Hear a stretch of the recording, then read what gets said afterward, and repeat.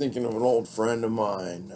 He died of pancreatic cancer about 15 years ago.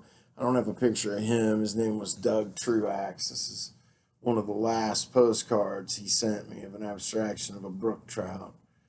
He wanted to get in touch with me, and I think he was actually gone a month or two after this, sadly enough. At least we got to talk, and he told me all about what was going on. And nonetheless, interesting, I come across a document from Doug Truax, a publisher of mine, Crofton Creek Publishing in Boardman, Michigan. Doug, what a man, a good friend, a managing editor, a publisher for me, a great person. And there's one, we're going to talk about firearms, obviously. We got to look at this rationally now.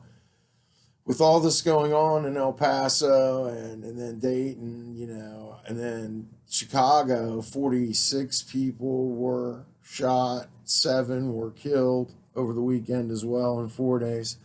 So Chicago, El Paso, Dayton, and other places, California, I believe. So,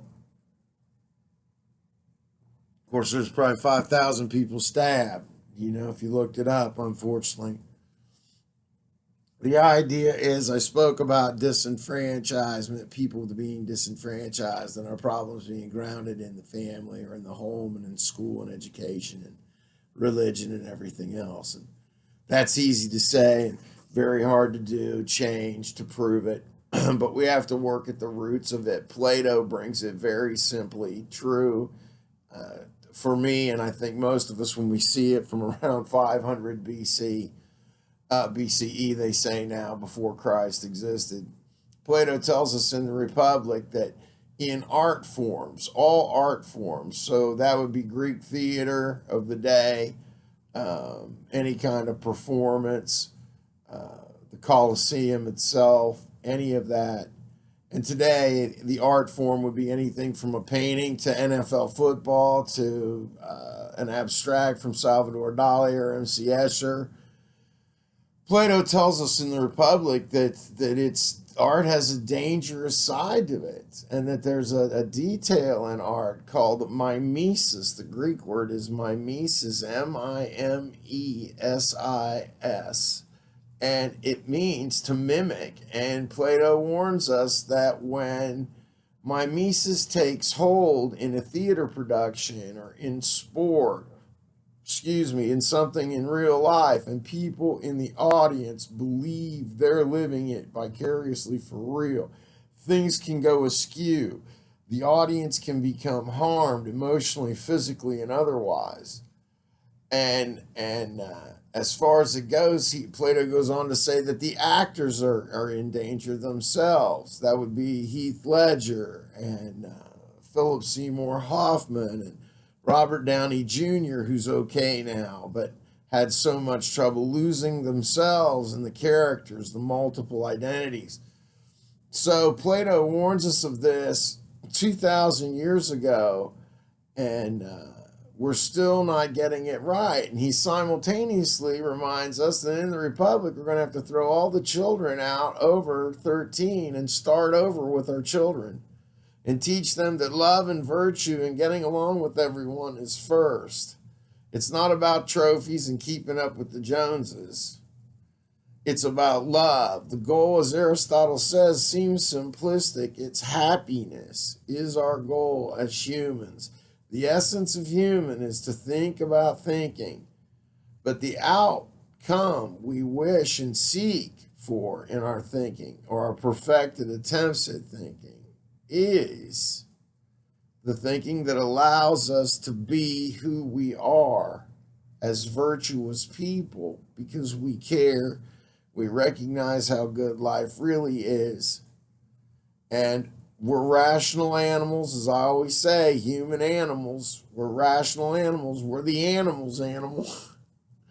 We're the animal over the other animals and everything else. Plants, sand, right down to the sand. Rocks, right down to the sand. As I always say, we use everything on this earth. Four energy sources: sun, moon, wind, water. These concepts should be taught. The idea of virtue, the idea of benevolence towards humans, towards one another. To be will to power driven, like Nietzsche said, to go out into life and to reach our full potential, but to not be cold and callous. And the big problem with this mimesis, and one of my close friends, Dr. Robert Freneau, a Vietnam veteran, a pilot, a hero in his own right, just out in Cody, Wyoming, on the edge of the Bridger Mountains, corresponding with me again today about these shootings. And he's saying that he believes that these first-person shooter games that these kids play are so violent now that these kids are actually unwittingly becoming the Manchurian Candidate, if you will, and taking it out onto the street. And he has put it to his senator there in Wyoming as of yesterday.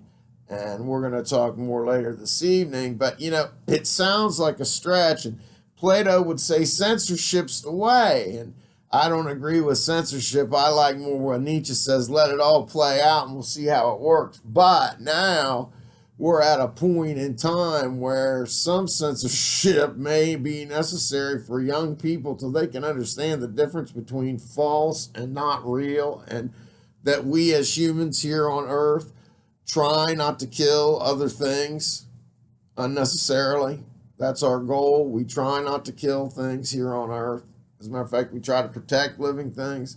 And if we have to kill it for sustenance, be it, vegetables or a beef steak or whatever it is, we still give thanks and mourn the loss of any part of nature. We're supposed to be stewards of nature and each other, not killers of nature and each other.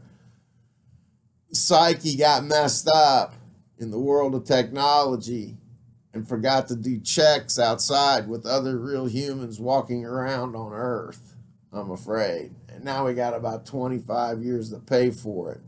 And I want to tell Mr. Trump, it's okay, it's a noble idea to think you're going to get social media and people to be able to tell us when somebody's going to wig out and go do these shootings, Mr. President. But it's far-fetched, and I don't know, I think the other day when you said that, you forgot to take your anti-clod pill.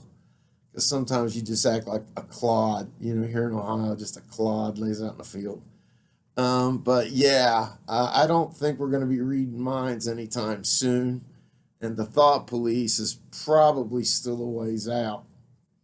So nonetheless, as we all struggle, and I know you're a busy man, but for crying out loud, it was Dayton, not Toledo, man.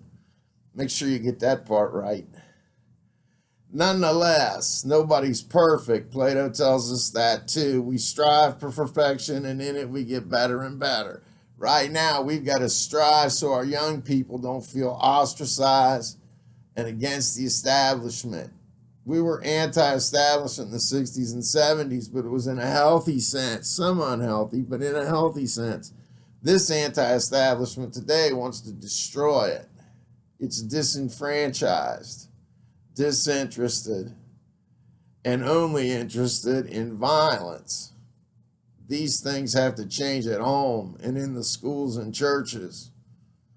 And the idea of humanity as a sharing of life has to take hold.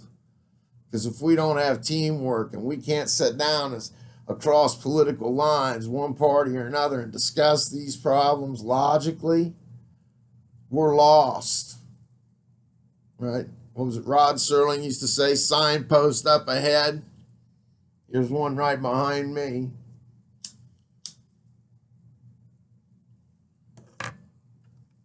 This one's for you, Rod. I hope y'all have a good night. Keep thinking. Peace out, y'all.